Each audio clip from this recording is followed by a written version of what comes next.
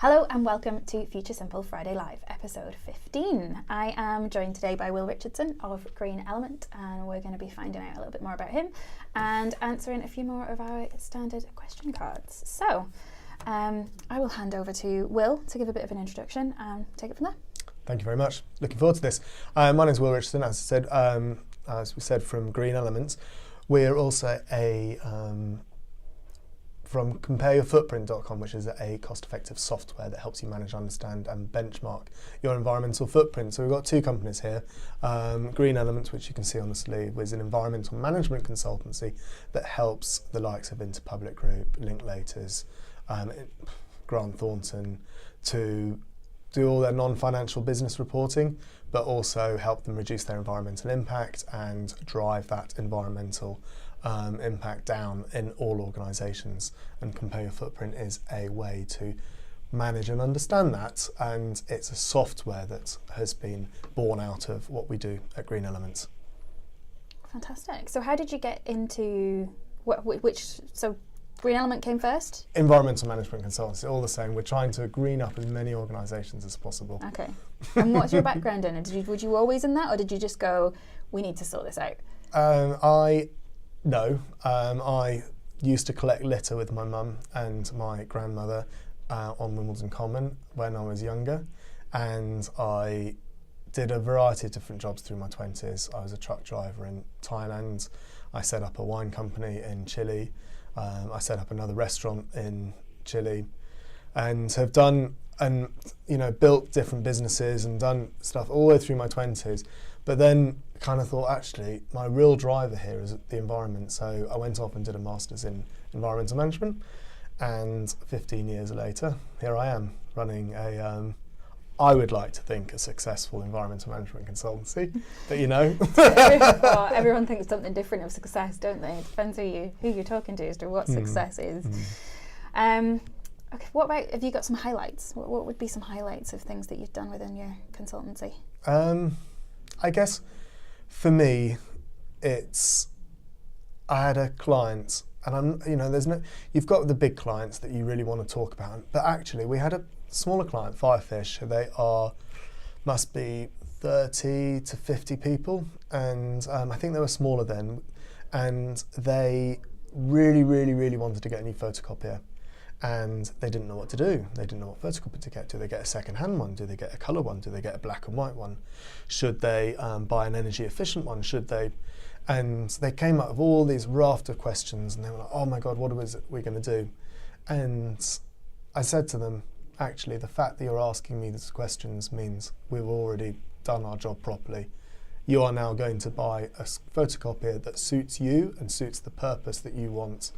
And that may not be a big highlight for some people, but for me, it showed that we had done a really good job, because they were starting to ask environmental questions within running their whole operation. It's the awareness factor, isn't it? So being aware of those things means that you are now more able to understand them and do something about them. Because if you weren't thinking about it beforehand, you just weren't thinking about it, you just get anything off the shelf, but all of a sudden you've now started thinking about it, and just purely being aware that those things exist means that you can do something about it. Yeah, absolutely. It's I guess any organisation that wants to be environmental and actually does it is brilliant. It's that's music to my ears. And is it easier than we think? It's a lot easier than you think, and people just don't do it. Yeah. Do you think it's just lazy? Do you think it is awareness, or? I think it's a mixture. I had a phone call this morning, and he was very much thinks it's because people think it's a bit too hard. I think it's a cost, in some issues it's a cost prohibition. I think it's a knowledge prohibition, so therefore people don't know what to do first or how to do it. I think it's a real mixture of everything. Yeah. Okay. And have there been any challenging points as you've been either developing the company, or maybe not mentioning particular clients, but working with people? Has there been any key challenges?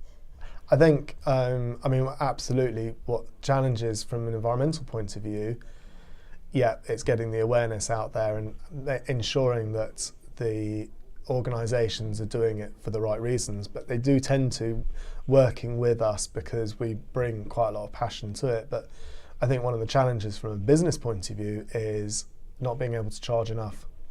So I've got a real dichotomy of graduates want to be paid in London 20 to 24 grand, and then you've got the scale up of that, but there is a disparity between what the clients will actually pay and what I'm able to actually physically pay, because people don't value environmental management enough. Yeah.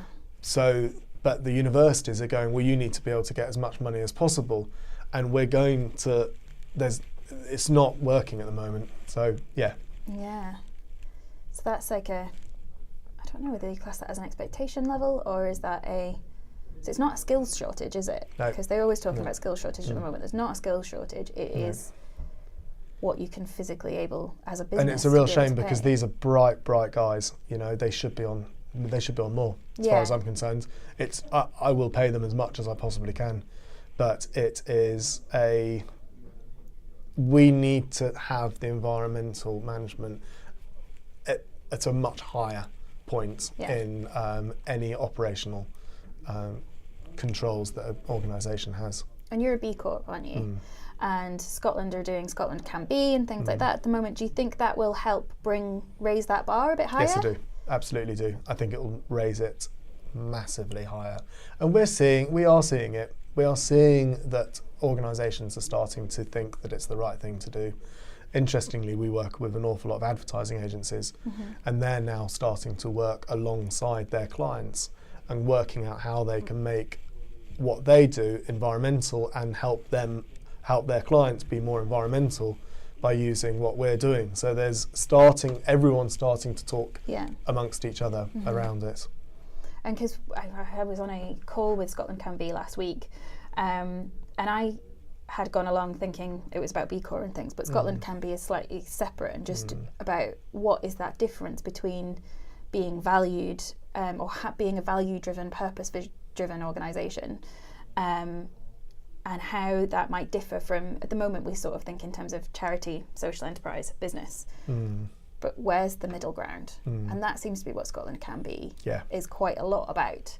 So it'll be interesting to see how that plays. And then, so is B Corp more about the environmental element, or is it more about the Scotland Can Be and B Corp are the same. Okay. It's just that Scotland Can Be are the initial steps to B Corp. But what B Corp don't want to be doing is telling everyone to become a B Corp. Right. And that's the reason why they are differentiating it. They fundamentally believe that all businesses should have a social purpose and should be doing good environmentally. So it's got all the same values as B Corp. It's just you don't need to be audited. You don't need to spend loads of money to do it. You can use the free questionnaire to do it, and you can use the framework, as you say. So it's using the framework, just not necessarily. We're not going to make you pay lots of money to have a certificate to say that you are this. But we still want you to be working in which I think is a really, really, really good thing, because it means then people aren't going to go, oh God, here's another organisation trying to make money. That I have to make, to have to pay to have a. They're doing it all free of charge. Well, it's the Scottish government are paying for it. But and they are a charity. Oh, that's interesting. Because we've been looking into it. We're going to a course on the assessment in the next couple of weeks with Scotland Can Be. Yes, I think so. Okay. In a couple of weeks' time, to see how we can build that kind of thing into Future Simple as well. Brilliant. Mostly because of the conversation we had with you. So mention me to Delphina. Okay. I will do. But just because it's always been something that I've always had a passion about, working with charities and social enterprises.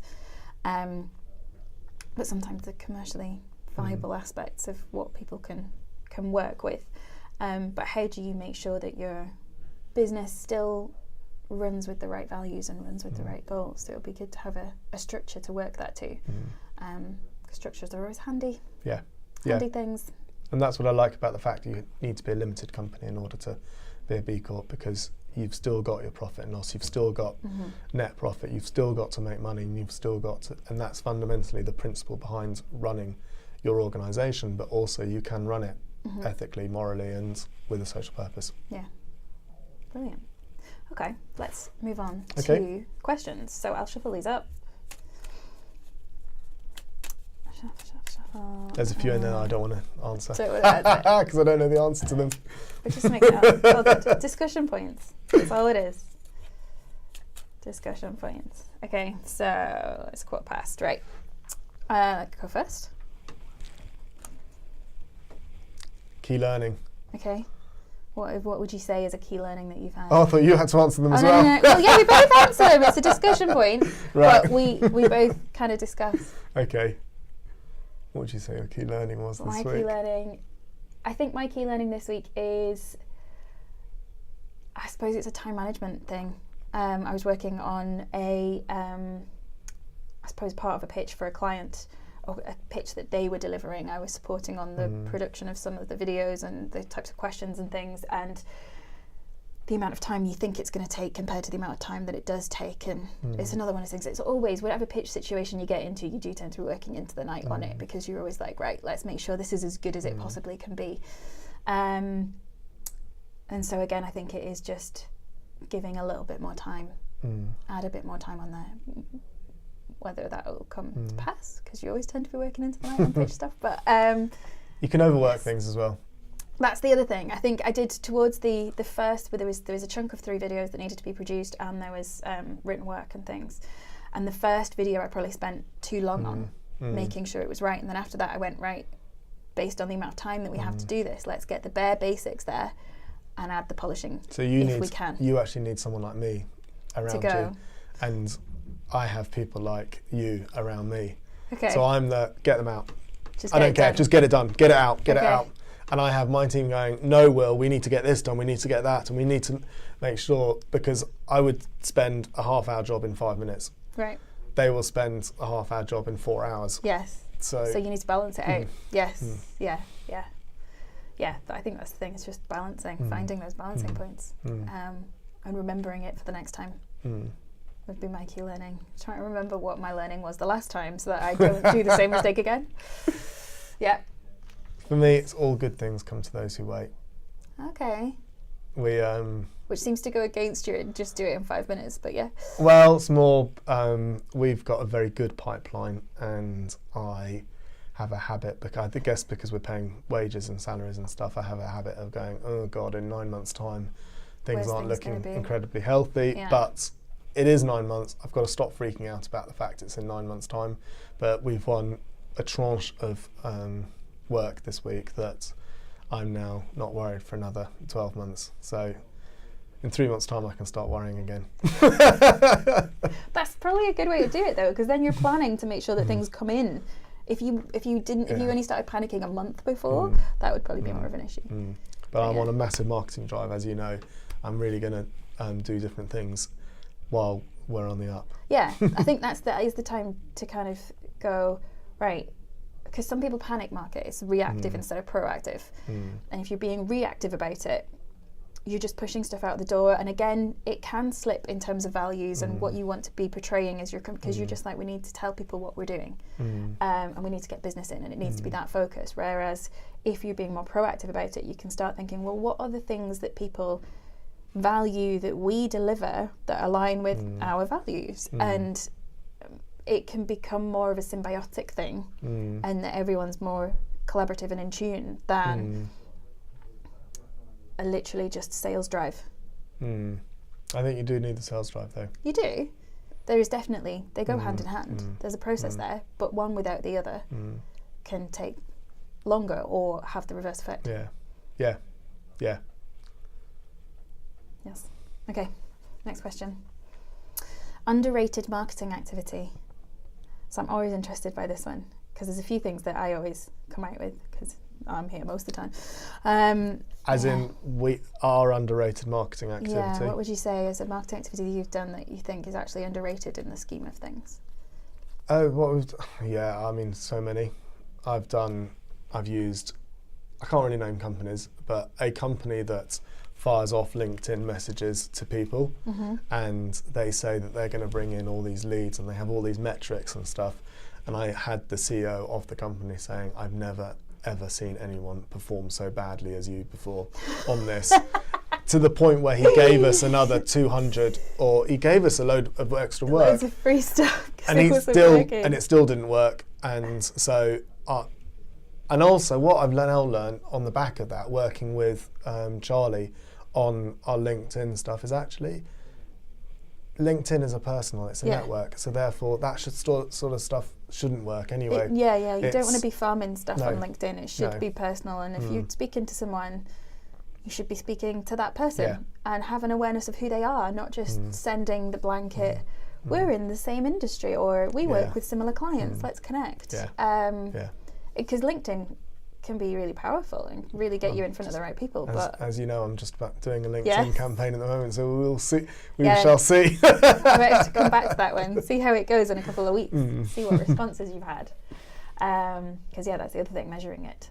And actually, you've got to comment. Like Charlie always goes on about, comment on people's stuff, be inquisitive.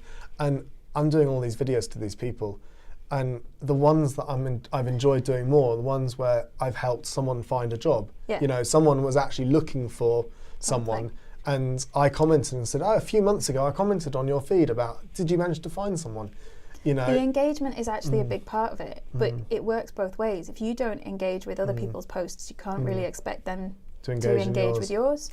So it is a community, and it is a network thing, so that if you are, I'm guilty of it myself the past couple of months, of not being as engaged as I would normally be in talking to people and engaging, because it's just been a bit busy. But it is, if you talk to people and you comment on people and you have conversations with people, then you're building relationships. And if you just expect it to be a one-way thing where you go, LinkedIn, I've got a request, help me, you're going to get less responses if you don't engage with others. But at the same time, you don't want to flood everyone's. You get no responses, as I've just found out. I've done across a load of different groups, and I've had 2 likes off, I'd say, 15 different posts. And so it's been really interesting. And I know that's exactly, it's because I've just kind of gone out there. And it's just a lot of work. It is. And you don't want to spam people either. No. You don't want to be that person that then comes up in everyone's feed. That's what's always stopped me. But I think there's probably a fine line between spamming and not doing anything. There is, there's a middle. There's definitely a middle. It's just finding that middle.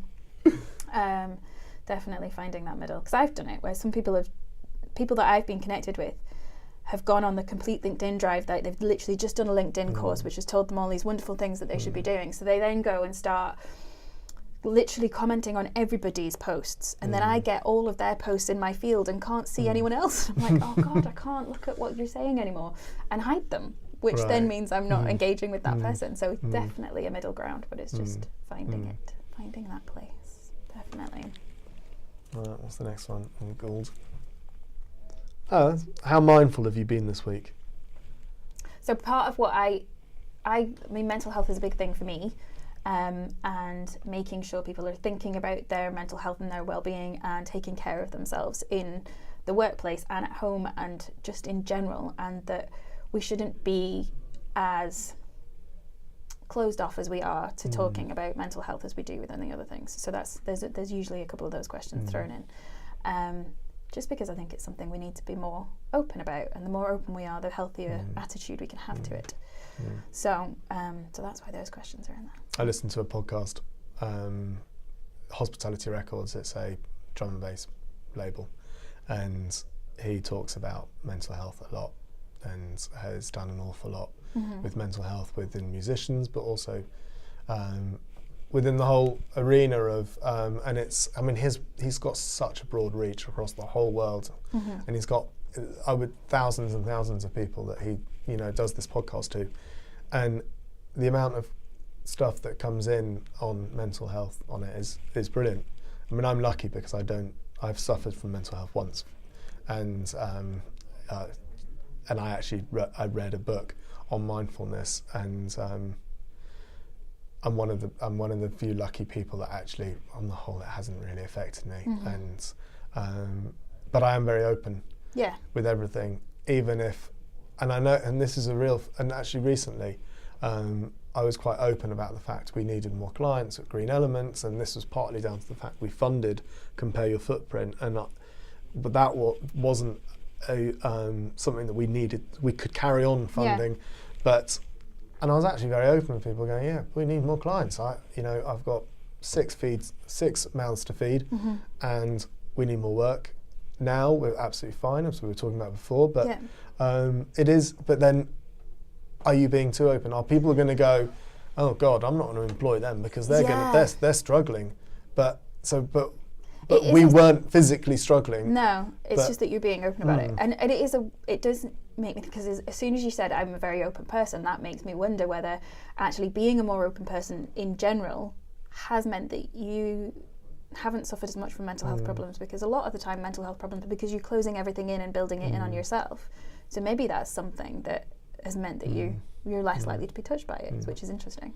But on a second, that other thing of being too open, I want to be open and be, okay, yeah, all right, we're doing pretty well really, but there's still times where I feel shit, or that I get nervous about doing stuff, or stuff doesn't work properly. And the instant, I mean, I've said a few things on Twitter, I ran a workshop a few months ago and sent out a message saying, oh, I'm nervous about this workshop, and someone afterwards went, maybe you don't want to be telling people that you're nervous about that. And I'm like, why not? But that's a common thing. Everyone gets nervous about doing those things, and really we should be sharing that actually we're still doing it, and that we're nervous, and that's fine. And it's not something to be ashamed of. No, I agree. And the same with, like, even just last week when I was doing this video with Melinda and Jill, and the little remote control didn't work, so at the end I was like, come on, and it wasn't turning up. And I thought that was really funny, so I shared it afterwards, and people went, do you really want to be telling people that your your video skills aren't working? And I'm like, it wasn't my video skills, it was just the button didn't work, and it was quite funny. So it does, you get different people's things, and people often think that you shouldn't show any weaknesses, but that's what makes us human. And I think it's very anti-B Corp, that. Yeah. B Corp, you'll find B Corp is much more of a sharing network, and much more of a kind of, we're out there, we're doing this. Oh, blimey, we've just made a mistake. Yeah. Okay, well, we'll make sure that we never make that mistake again. And that's one of the things that when you go to any of these talks, we went to one of the talks with Skyscanner.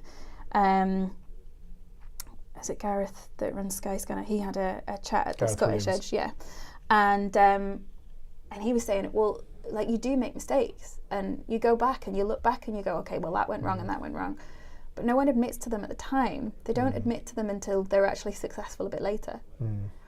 And we're all very closed off as businesses and don't want to admit if things go wrong, but it happens, and actually it's kind of expected to happen, especially if you're in a consulting industry. Clients come and go, and it shouldn't be seen as a weakness if a client goes and you get someone else in. I can give you loads of mistakes that we've done through marketing. Okay. No, you don't have to tell them all that. No, I wasn't planning to, but you know. Yes. Oh, God. It is. There's so many, but I do think, as people, we're very averse to sharing when stuff goes wrong. That we shouldn't necessarily be. I agree. Yeah. Interesting. Go on. That was almost like my rant of the week, wasn't it? I just went off on a tangent then. I'll get the next question. Jargon, term, or abbreviation you struggle to avoid. So for us, this one is because we try and keep everything as simple as possible. And actually, there are so many jargon terms out there. Do we need them? But then we end up making new jargon terms. And you do, to a certain extent, need a language that you speak, but you can explain it at the same time. Are acronyms jargon? Yeah, I think so.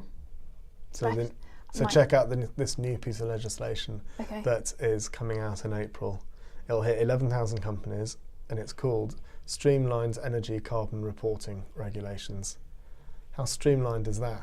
Nice. Brilliant. I love it. I love the irony in it. Yeah. Streamlined. SECR. SECR. Streamlined Energy. What was it? Why add streamlines into it? Yeah. This is the bit that's the bit that I don't get, is why add streamlines? Why not energy carbon reporting? Which is exactly what it is. Probably there was something else called that. I don't know about that. Imagine. But yeah.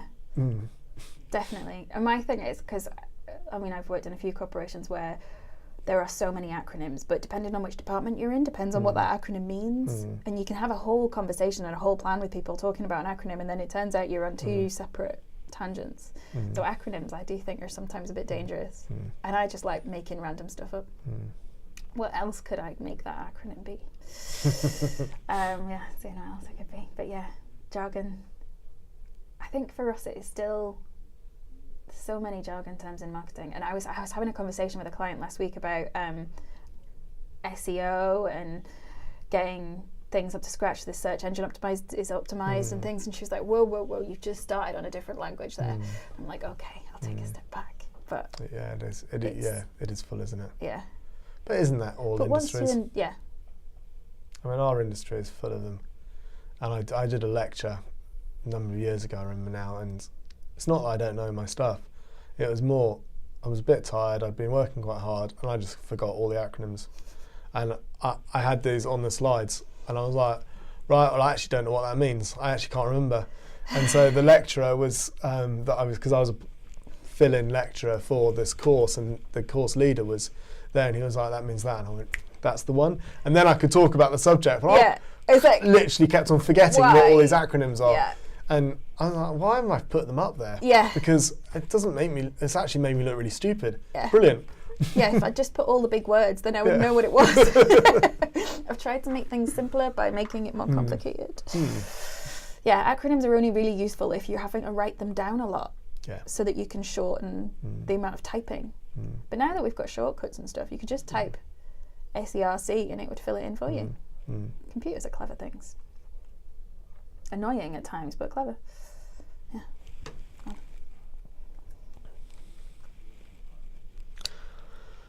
Goal for the week, and how will you measure it?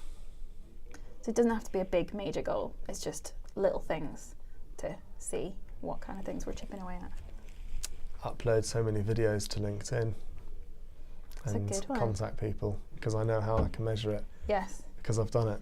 And actually I've got a small working group with 2 other business owners, and we hold each other accountable for the stuff. And I had a meeting this morning, and that was the reason why I had to get it done. Yeah. Because even though we've moved house this week, I've spent 2 days out of the office, as it were, I still had to get it done. Accountability groups are really good. Whatever format they're in, whether it is a mastermind group or whatever you want to call it, but accountability groups are really good because there are times that you just let stuff slip. But if you have someone that is going to hold you accountable to it, or go, why haven't you done that? All of a sudden you find a way of getting stuff done that you might have let slip if you hadn't had someone. Yeah. Even just going to the gym is good to have someone that's accountable. Yeah, true. Your goal of the week? My goal of the week is was to redo the business model canvas for the canvas, which doesn't make any sense. That was a lot of jargon, but we developed at Future Simple, we developed kind of like a marketing strategy canvas. And it is redoing the business model canvas for how we can better use that, and if it turns into software, if it turns into a platform, if it turns into what is the best way of making the best use of that information and that way of working so that it can reach more people and support more businesses. And so really going back to scratch on let's sit down and do, rather than a business model canvas for Future Simple itself, let's look at what this could be. So that's what I've been working on this week, and making sure that I get that completed. And then I've got a slot in with Melinda next week where she will no doubt grill me on it. Good. So that's how I'm going to have to measure it. But yeah, it's interesting. Always evolving. Cool. Yeah. And then as soon as you start writing something down on there, you go off and you're like, do you know so-and-so? And do you know someone that could help with this? And how do you get help with this? And so it's been good exercise, but it's spidered. All of a sudden there's lots more things to discuss and go and things. So. And what's important? Yeah. Because some of those things aren't going to be important. Yeah, you have to drill it right back in and go, actually, there's lots of tangents and lots of ways this could work, but I have a harp habit it of back talking to to people. customer too many discovery. People. Yeah. So I do the unimportant stuff and go, I've just spent 3 hours doing unimportant stuff. This is probably why I'm so ruthless. I'm doing everything in 5 minutes because I don't have enough time. Yeah. The important bit has to be done in 5 minutes, because I'm very good at knowing that I've got lots of things on, and then I'll start like fiddling with something. Like I'll go onto a website and start changing the colours of things, or thinking I could upload new pictures here, and I'm like, I have a list this long, but I'm doing this instead because just it's like when you had an essay due at school and all of a sudden you had the tidiest bedroom. Never ever at another time would you have a tidy bedroom, but when something else is due, you suddenly have other things. So yeah, it's very similar. Interesting fact. Have you got an interesting fact? You'll probably have some interesting facts. 92% of millennials are more likely to buy off a social, purpose-driven business. That's probably true. I can see that. 50% of Unilever's companies the sustainable companies within Unilever, which I think is about 50% of them, grew twice as fast than all the other ones. There was another stat last week, isn't there, that is it the World Economic Forum that is really pushing making sure that companies have a purpose, because you're much more likely, you're like 90% more likely to succeed if you have a purpose. I'm going to have to check both of those facts because I'm not even sure if I listed the right people, but it was something like that there is, that there's a real drive to make sure that you have a purpose, because they do see a lot more success in there for those companies. But interestingly, talking about millennials, going back to, just as a rant, but millennials are often tarred with this kind of, especially in workforce, this kind of lazy, want to leave at 5 o'clock type thing, which I don't particularly see. I think I'm you are a millennial. I'm in the top end of millennial, yeah. Yeah, you are, because I'm 2 years off, so therefore you must be. Yeah. So I am classed as a millennial, which I don't see myself as any of those stereotypes at all. But when you say you're more likely to be purpose-driven, you're more likely to do things, you can see the effect that things are having in the world, so you want to do something about it. I totally agree with that.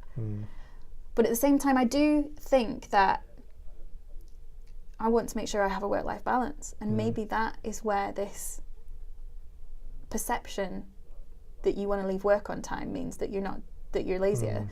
Because there is, I mean, even from coming up through advertising agencies, you have to work ridiculously long hours for very little money and very little thanks, and you just have to do it. And it's just, it was one of those things that you just had to do. And if you didn't come in slightly early, or you didn't stay late, you weren't doing things right. Whereas now it's a bit more like, actually, if you're not doing your job within the hours that you have, why aren't you managing it?